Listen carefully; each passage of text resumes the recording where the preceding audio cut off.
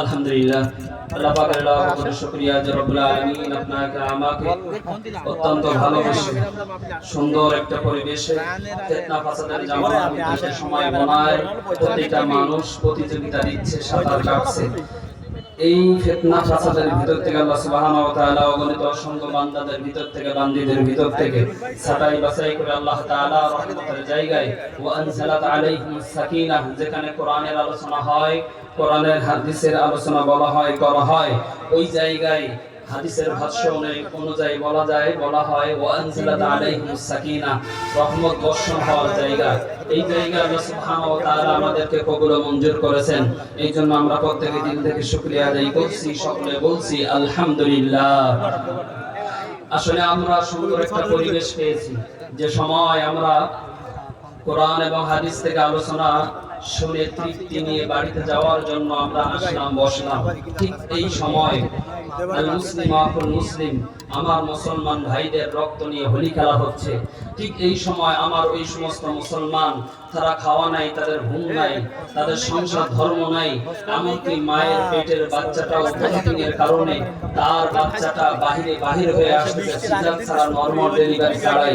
এমন পরিস্থিতির ভিতর থেকেও আমার ওই সমস্ত মুসলমান ভাইয়েরা ঈমানের তাকাজাকে সামনে রেখে, রব্বে কারীমের রব্বিয়তকে সামনে রেখে, ঈমানকে সামনে রেখে মজবুত করে আঁকড়ে ধরে তারা জিহাদ চালিয়ে যাচ্ছে, তারা সংগ্রাম চালিয়ে যাচ্ছে। ঠিক অপোজিটে আমরা কোন রকম ঝামেলা নাই, আমাদের কোনো বিপদ নাই, আমাদের কোনো নিষেধাজ্ঞাও নাই। আল্লাহ সুবহানাহু ওয়া তাআলা সুন্দর একটা পরিবেশ আমাদেরকে দিয়েছেন। সুতরাং আমরা সবসময় গর্ব করে থাকি যে পৃথিবীর মানচিত্রের ভূখণ্ডের ভিতরে 200 কোটি মুসলমান, আলহামদুলিল্লাহ মুসলমান। আমি বলি 200 কোটি মুসলমানের দরকার নাই, যেখানে আমার সর্বপ্রথম কিবলা যেটা হলো আকসা, এই আকসাটা 200 কোটি মুসলমান তারা সংরক্ষণ করতে পারলো না। আকসাকে সকল মুসলমানেরা একজোট হয়ে যখন আকসার উপরে হামলা মামলা বোম্পিং করাকে নিষেধ করতে পারলো না, আমার মনে হয় না 200 কোটি মুসলমান থেকে কি হবে। বদরে 313 জন ওই যে ঈমান দীপ্ত যুবকের মতো, যদি ঈমান দীপ্ত যুবকের মতো নওজোয়ান একটা দুইটা নয় 313 জন যদি হয়, 200 কোটি মুসলমানের কোনো দরকার নাই, 57টা মুসলমানের রাষ্ট্রনায়কের কোনো দরকার নাই। মাত্র 313 জনের ওই ঈমান দীপ্ত ওই বদরের সাহাবীর মতো ঈমান যদি 313 জন মুসলমানের ভিতরে থাকে, খোদার কসম আমি বাংলার জমিন থেকে এই মেসেজটা দিতে চাই, ইহুদিরা সাহাবে ঈমান লাল কুত্তা আমার মুসলমান ভাইয়ের উপরে চোখ রাখার মতো দূরের কথা, মাথা উঁচু করার তারা ক্ষমতা রাখে না। কথা বলেন ঠিক না ঠিক? শুধুমাত্র এই 53-57 জন এই যে মুসলমান, 57 জন মুসলমান যে তারা হলো মুসলমান রাষ্ট্রীয় ক্ষমতার গোল টেবিলে বসে, তারা যদি একবার বলে ইসরায়েল তুমি থেমে যাও, আমার মুসলমান বোনের ওপর, ভাইয়ের ওপর, মার ওপর, আমার মুসলমান ভাইয়ের ওপর কোনো বোম্বিং চলবে না, আমার মুসলমান ভাইয়ের ওপর রক্ত নিয়ে কোনো হোলি খেলা চলবে না, আমার কোন আরেকটা যদি বোম পড়ে, আমরা 57 জন রাষ্ট্রনায়ক এক টেবিলে বসে আমি তোমাদেরকে মেসেজ দিতে চাই, আমরা তোমাদেরকে এই সংবাদ, এই বার্তা দিতে চাই, দেশ থাকবে না থাক, পৃথিবী থাকবে না থাক, এটা আমাদের দেখার বিষয় নয়। আমার মুসলমান ভাইয়ের ওপর আর একটা যদি আঘাত হয়, আমাদের কাছে কিন্তু সব কিছুই আছে, আমরা তাই নিয়ে ছাপিয়ে পড়বো তোমাদের পৃথিবীর মানচিত্র থেকে ইসরায়েলের লাল কুত্তা ওই নাম নিশানা আমরা কিন্তু মুছিয়ে দিব। এই স্লোগান যদি দিতে পারতো, খোদার কসম আরেকবারও ইসরায়েল আমার মুসলমান ভাইয়ের উপরে রক্ত নিয়ে হোলি খেলা খেলতে পারতো না। কথা বলে ঠিক যাবে ঠিক?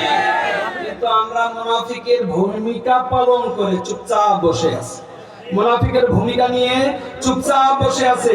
এই মুনাফিকের ভূমিকা নিয়ে চুপচাপ বসে থাকার কারণে এখন কি হচ্ছে, আর মুনাফিকের ভূমিকা নিয়ে যদি বসে না থাকতো তাহলে কি হতো? এখন তো ফাল্গুন মাস, মুরগি সবেদা গাছের উপরে দাঁড়িয়ে আছে, কক করে ডাকে, এবং মুরগির ডাকের আওয়াজে শিয়াল বা বাজি ও হলো বনের ভিতরে আছে। ও চিন্তা করতেছে, ও এই যে দুপুরের টাইমে এই যে মোরগ যেভাবে ডাকতেছে, তাহলে ওর গোশ ওর শরীরে কমপক্ষে 2 থেকে 3 কেজি হবে, তাহলে ওর খাওয়া দরকার। শিয়াল আসার পর মোরগ রে বলতেছে, এত সুন্দরভাবে আজান দিয়েছে, বিশ্বাস করো তোমার এই আজান শুনে আমি আর দাঁড়াইতে পারলাম না, চলে আসলাম। মোরগ জিজ্ঞাসা করতেছে কোন নামাজের জন্য আসছে? তোমার কণ্ঠের কারণে আমি অক্ত ভুলে গিয়েছি। যদি জোহরের জন্য এসে থাকো তাহলে 30 মিনিট, আর যদি আসরের জন্য এসে থাকো তাহলে 15 মিনিট, তাহলে দেরি করো। 15 মিনিট যখন পার হয়ে যাচ্ছে, শিয়াল বলতেছে দেখো দুনিয়ার রীতি এবং নীতি হলো এইটা, সেটা হলো এই, যেদিন ইমাম সাহেব অনুপস্থিত থাকে ওই দিন কিন্তু মসজিদে নামাজ পড়াই থাকে। সুতরাং তুমি নামো, তুমি নামাজ পড়ো, তোমার পিছনে যদি আমি নামাজ পড়তে পারি তাহলে আমি অনেক ধন্য হয়ে যাব। মোরক চিন্তা করতেছে এই শয়তান তো না খেয়ে যাবে না। এবার লক্ষ্য করে দেখে এলাকার একটা নেড়ি কুত্তা আছে, বাচ্চা দিতে দিতে চামড়া পিঠ এক জায়গায় হয়ে গিয়েছে, গার ভিতরে কোনো লোম নাই। ও এমন স্পিডে দৌড়ায় আসতেছে, মুরগি একটা ডাল নামে আর বলে ওই যে বলছিলাম না আমাদের একজন ইমাম আছে বড় সময়ের প্রতি গুরুত্ব রাখে, আজকে 1 মিনিট লস হওয়ার কারণে যে গতি দিয়ে দৌড়ায় আসতেছে আমরা তাড়াতাড়ি নামাজ পড়বো।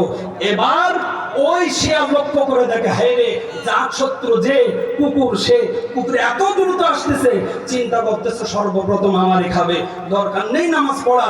শিয়াল বাবাজি যখন চলে যায়, মুরগি এবার বলে কি ব্যাপার মুসল্লি চলে যান কেন, নামাজ তো পড়তে হবে। তোর ইমামের ইমাম দেখে আমার তো অনেক আগে উজু নষ্ট হয়ে গিয়েছে, আগে উজু করি তারপরে নামাজ পড়বো। খোদার কসম খেয়ে বলি এই 53-57 রাষ্ট্রনায়ক মুসলমানের 200 কোটি মুসলমানের দরকার নাই, গোল টেবিলে বসে একবার যদি হুমকি দেয়, একবার যদি আওয়াজ দেয়, খোদার কসম ওই ইসরায়েলের কখনো কোনোদিন কোন অবস্থায় মুসলমানের উপরে চোখ রাঙানোর কোনো সময় থাকবে। আমরা তো ইসরায়েল করতেছি, এখন তো ফেসবুকে সব কিছু দেখা যাচ্ছে। সেটা হলেই আমাদের পাশে দাদা বাবুরা তারা একটা মিশনের ভিতরে নামছে। কালকে যমুনা টেলিভিশনে নিউজ দিয়েছে 5,500 মাদ্রাসাকে ভারতে অবৈধভাবে অর্থাৎ নিষেধ করে দিয়েছে। তারা মিশনে নেমে গিয়েছে যে এই ভারতবর্ষে কোনো মুসলমান আর সেজদা দিতে পারবে না, সেজদার জায়গা না, এই মুসলমান নিধন করে ফেলতে হবে। ভারতবর্ষে যারা থাকবে তারা রাম রাম জয় শ্রীরাম বলতে হবে, নতুবা কারোর কোনো ঠাঁই নাই। আমি আপনাদেরকে বলতে চাই আমাদের যদি আবার কোনো সময় যদি একটা স্লোগান চলে আসে, আমাদের যদি আবার কোনো সময় একটা ডাক চলে আসে যে চলো তোমার মুসলমান ভাইয়ের রক্তে নিয়ে হোলি খেলতেছে, তাদেরকে রক্ষা করতে হবে, ইজ্জত আবরু রক্ষা করতে হবে, এই ডাক যদি চলে আসে, এটা আমরা নিশ্চিত জানি এই ডাক আসার কারণে হয়তো আমার সন্তান বিধবা হয়ে যাইতে, আমার সন্তান হয়তো এতিম হয়ে যাইতে পারে, আমার স্ত্রী কিন্তু বিধবা হয়ে যাইতে পারে। এটা নিশ্চিত জানা সত্ত্বেও কোন মুসলমান যদি ডাক দিয়ে থাকে আর এই ডাকের আওয়াজ যদি আপনার আমার কানের ভিতরে এসে যায়, কে কে রাজি আছেন আমার মুসলমান ভাইয়ের রক্তে নিয়ে আর কোনো হোলি খেলা যাবে না, আমার এই মুসলমানের ইজ্জত আবরু নিয়ে আর কোনো ছেলে খেলা খেলা যাবে না, হোলি খেলা খেলতে দেওয়া যাবে না। এই আওয়াজ আসবে যখন আমাদের এই আওয়াজের সাথে সাথে কে কে চাইতে প্রস্তুত আছেন তুই হাত তুলে দেখাবেন। آخر دعوانا الحمد لله رب العالمين. السلام عليكم ورحمة الله.